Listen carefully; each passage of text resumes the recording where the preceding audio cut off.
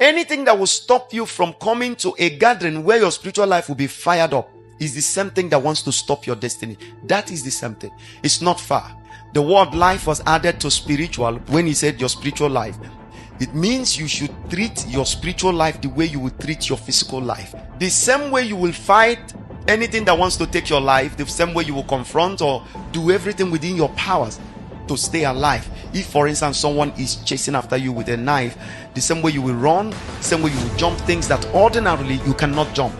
That same approach is what you should give to your spiritual life, because if you do not, it will be to your own detriment.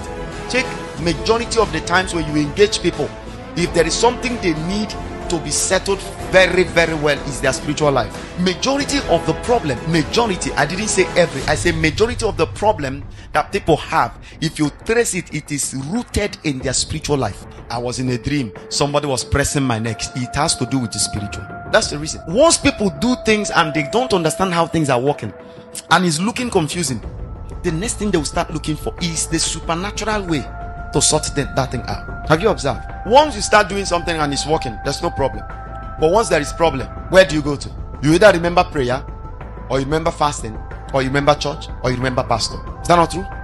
For those that don't do church, they will remember their Ifa, or their native doctors, or their herbalist or something, or the witch doctor. They go to the sorcerers, or they will go and consult spirits. It shows you that everything rises and falls on your spiritual life. The devil knows that that is where your power is. He knows. That's why he will bring all kinds of distractions to keep you in one place. If for any reason you are a believer and after some time you notice that the same story, my prayer life this, my word life is this, my this and that, it shows you that you are not paying attention to it. You are just being lazy about your spiritual life. That's all. So in 2024, one of the first things you must settle in your heart is never to joke with your spiritual life.